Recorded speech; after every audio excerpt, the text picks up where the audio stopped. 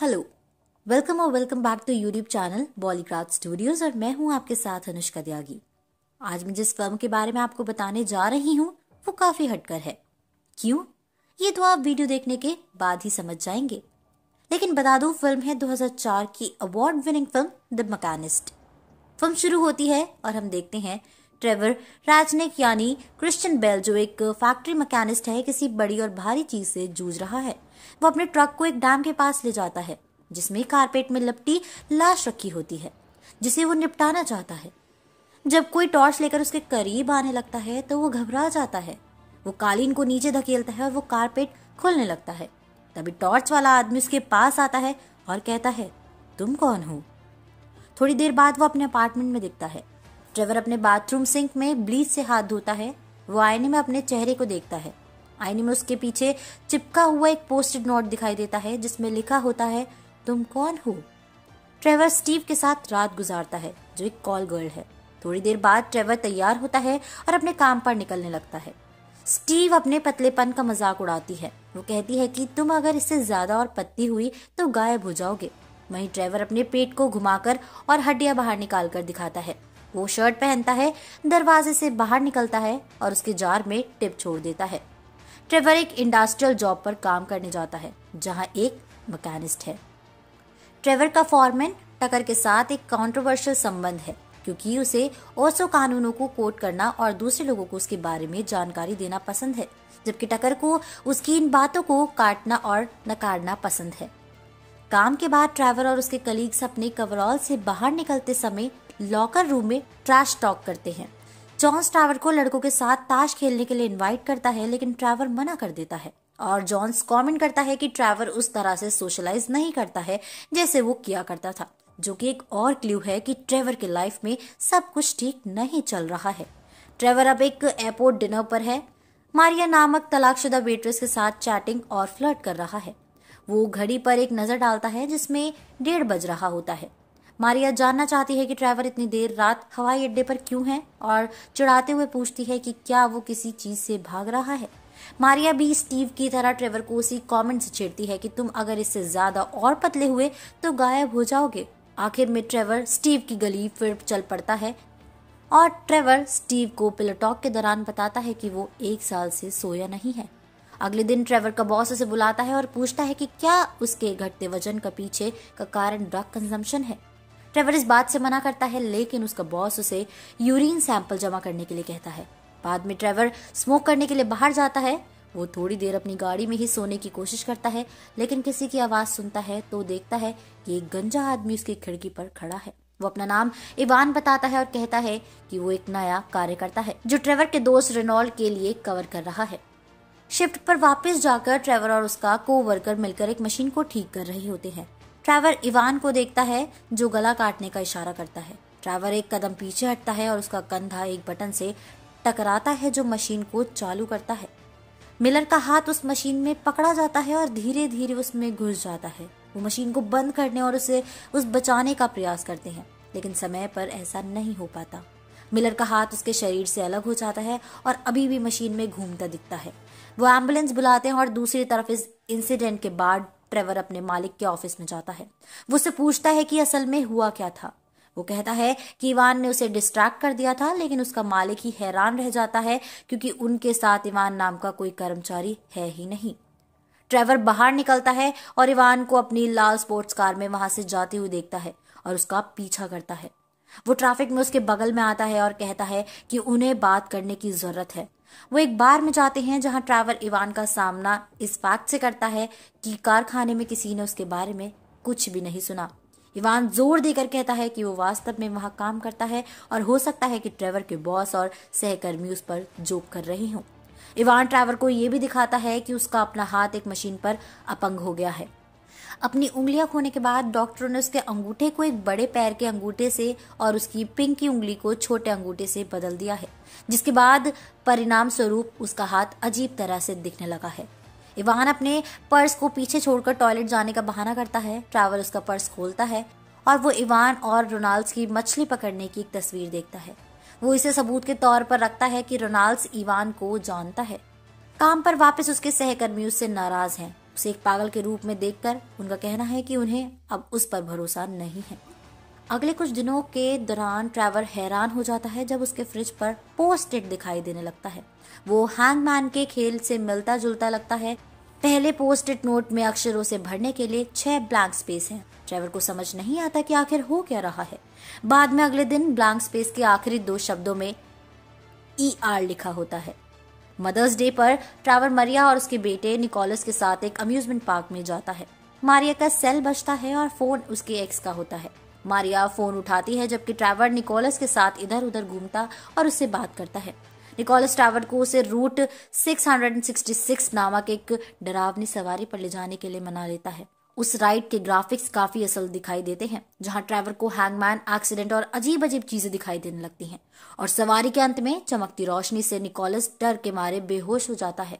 Trevor Nicholas को उस सवारी पर ले जाने पर गिल्टी फील करता है, लेकिन मारिया उससे कहती है कि ये नॉर्मल है और उसे इस बात की चिंता करने की कोई जरूरत नहीं है। उसे आश्वासन देती है कि जब निकोलस जागेगा ऐसा होगा जैसे कुछ भी नहीं हुआ। वो मारिया के घर पर वापस जाते हैं और शराब पीते हैं। ट्रेवर रसोई में जाता है और देखता है कि घड़ी में 1:30 बज रहे हैं और एक मदर्स डे कार्ड है जो रेफ्रिजरेटर में चिपका हुआ है, जो निकोलस ने मारिया को दिया था। उसने देखा कि उसकी लिखावट उसके आखिरी हैंगमैन पोस्ट इट में ER से मेल खाती है। जब वो घर जाता है तो वो अनुमान लगाता है कि उस ब्लैंक स्पेस में मदर भर देता है। वो अपनी माँ के एक पुराने फोटो एल्बम को देखता है और एक तस्वीर देखता है जो पहले निकोलस और मारिया की ली गई तस्वीर से मिलती जुलती है। ट्रेवर सेक्स के लिए स्टीवी के पास वापस जाता है। बाद में हम देख सकते हैं कि उनमें एक दूसरे के लिए फीलिंग्स हैं। कुछ बात करने के बाद वो उससे कहती है कि वो हुकअप छोड़ना चाहती है और उसके साथ एक रिश्ता शुरू करना चाहती है, जो ट्रेवर भी चाहता है। काम पर वापस मिलकर अपने सेटलमेंट चेक को लेने के लिए आता है और इंसिडेंट को लेकर ठंडा नजर आता है। वो ट्रेवर को बताता है कि कंपनी द्वारा उसे दिए गए फाइनेंशियल कॉम्पेंसेशन से वो बहुत खुश है। हालांकि ट्रेवर लगभग खुद एक दुर्घटना में फंस जाता है जिसमें उसका भी हाथ बाल बाल बचता है। वो पागल हो जाता है, सोचता है कि उसके कोवर्कर ने ही तो नहीं ये चाल चली है उसके साथ। वो अपने अपार्टमेंट में वापस जाता है और एक और गैस लिखता है उस हैंगमैन के ब्लैंक स्पेस में मिलर। वो जवाब मांगने के लिए मिलर के घर जाता है। ट्रेवर ने उसके साथ घटी घटना का आरोप मिलर पर लगाया, ये कहकर कि मिलर उससे बदला लेना चाहता है। मिलर को समझ में नहीं आता कि ट्रेवर इतना परेशान क्यों है, लेकिन अंत में वो ट्रेवर के चिल्लाने से थक जाता है। ट्रेवर को अंत में घूसा मारता है और उसे जाने के लिए कहता है। बाद में ट्रेवर इवान को वहां से फिर जाते हुए देखता है और उसकी कार का पीछा करने लगता है। ट्रेवर को लगता है कि मिलर और इवान मिले हुए हैं। वो इवान के प्लेट नंबरों को याद रखता है, लेकिन उसे हेलुसिनेशन होने लगता है और वो अपनी गाड़ी साइड में रोक देता है। जितने में इवान अपनी लाल गाड़ी में बैठे वहां से भाग निकलता है। फिर वो मोटर वाहन विभाग में ये देखने के लिए जाता है कि क्या वो इवान की संपर्क जानकारी प्राप्त कर सकता है। DMV तब तक उसकी मदद नहीं करेगा जब तक कि उसके पास दर्ज कराने के लिए कोई आपराधिक शिकायत ना हो। ट्रेवर एक आने वाली कार के सामने कूद जाता है ताकि वो पुलिस के पास जा सके और एक हिट एंड रन केस का शिकार होने का नाटक कर सके और इवान के लाइसेंस प्लेट की जानकारी प्राप्त कर सके। एक जासूस ट्रेवर को बताता है कि ये लाइसेंस प्लेट ट्रेवर के नाम पर ही है और उसे फेलोनी के लिए दोषी ठहराता है। ट्रेवर कंफ्यूज नजर आता है और भाग जाता है। उसका 2 पुलिस वाले पीछा करते हैं, लेकिन वो सुरंग के रास्ते से वहां से बच निकलता है। ट्रेवर वापस टीवी के पास जाता है। वहां उसकी चोटों को देखती है और उसे डॉक्टर के पास ले जाने के लिए कहती है, लेकिन ट्रेवर मना कर देता है। स्टीवी ट्रेवर को उसके साथ जाने और एक नॉर्मल नौकरी खोजने के लिए तैयार करती है, जब तक ट्रेवर की नजर स्टीवी के अपार्टमेंट में रखे इवान के जूतों और एक तस्वीर पर जाती है जिसमें रेनॉल्ड और इवान होते हैं और फिर स्टीवी पर इवान के साथ उसके खिलाफ साजिश रचने का आरोप लगाता है। स्टीवी उसे बताती है कि फोटो रेनॉल्ड की है और उसके साथ और कोई नहीं बल्कि ट्रेवर ही खड़ा है। वो कहती है कि ट्रेवर ये फोटो खुद यहाँ छोड़कर गया था जब वो आखिरी बार उसके पास आया था। ट्रेवर गुस्सा हो जाता है और स्टीवी को एक वैश्य कहता है, जिसके लिए वो जवाब देती है कि ट्रेवर एक साइको है और यही कारण है कि वो डॉक्टरों से बचता है। वो उसे थप्पड़ मारती है और बाहर फेंक देती है। इसके बाद ट्रेवर मारिया को देखने के लिए वापस से एयरपोर्ट डिनर पर जाता है, लेकिन सीन इस बार बहुत अलग दिखता है। अब ये भीड़ भाड़, शोरगुल और कम रोशनी वाली जगह नजर आती है। काउंटर के पीछे खड़ी वेट्रेस ट्रेवर को बताती है कि मारिया नाम की कोई भी वेट्रेस वहां काम नहीं करती है। ट्रेवर फिर परेशान होता है और वहां से बाहर निकल आता है और वेट्रेस और कस्टमर्स पर चिल्लाता है। वो उन सभी पर इस साजिश में साथ मिले होने का आरोप लगाता है। हवाई अड्डे के पार्किंग गैरेज में वह इवान को फिर से गाड़ी चलाते हुए देखता है। वो धीरे धीरे उसका पीछा करता है और वो देखता है कि इवान उसके ही अपार्टमेंट बिल्डिंग के आगे अपनी कार रोकता है और वो अकेला नहीं है। इवान के साथ निकोलस होता है जो उसी बिल्डिंग में अंदर जा रहा होता है। वो उसका पीछा करता है और इवान का गला काट देता है, लेकिन निकोलस को फिर भी ढूंढ नहीं पाता। जिसके बाद हम देखते हैं कि ट्रेवर अपना फ्रिज देखता है जिसमें से बहुत गंदी बदबू आ रही होती है और फ्रिज के चारों तरफ खून खून लगा है। ट्रेवर सोचता है कि शायद निकोलस की लाश अंदर पड़ी है। वो फ्रिज का दरवाजा खोलता है और उसमें से एक बड़ी सी मछली निकल कर आती है। वो वही मछली होती है जिसने उसे रेनॉल्ड और इवान की फोटो में देखा था। फिर उसे याद आता है कि इवान नहीं बल्कि वो ही था उस फोटो में रेनॉल्ड के साथ में। ये वाकया ट्रेवर को वापस वहीं ले जाता है जहां से फिल्म की शुरुआत होती है। ट्रेवर एक मृत शरीर को कालीन में रोल करता है और उसे डंप करने की कोशिश करता है, लेकिन जब कालीन सुलझता है तो पता चलता है कि वह खाली होता है। टॉर्च लेकर आने वाला आदमी इवान है। वह पूछता है, तुम कौन हो?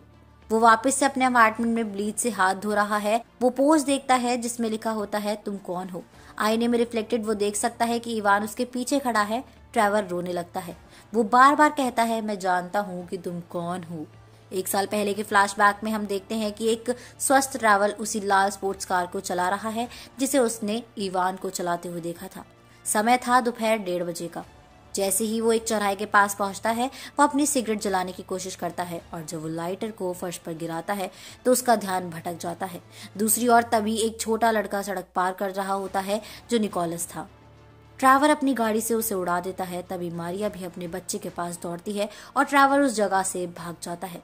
प्रेजेंट डे में वापस ट्रेवर हैंगमैन का खेल पूरा करता है और पता लगता है कि वो कौन है। वो उसे ब्लैंक स्पेस में किलर भर देता है। उसके क्राइम ही उसके इंसोम्निया और पागलपन का कारण बना जिसने इवान को डेवलप किया। वो मारिया और निकोलस को कभी नहीं जानता था। वो इस बार सॉल्वेशन चुनता है और पुलिस स्टेशन की अपनी गाड़ी घुमा लेता है जहां वो कहता है कि मैं हिट एंड रन केस की रिपोर्ट कराना चाहता हूं और खुद के गुनाह को कबूल कर लेता है। पुलिस जानना चाहती है कि क्या वो बयान देना चाहता है या फोन करना चाहता है। वो कहता है बाद में, मैं अभी कुछ नींद लेना चाहता हूँ। जैसे ही वो अपने सेल में बैठता है उसे आखिरकार नींद आने लगती है।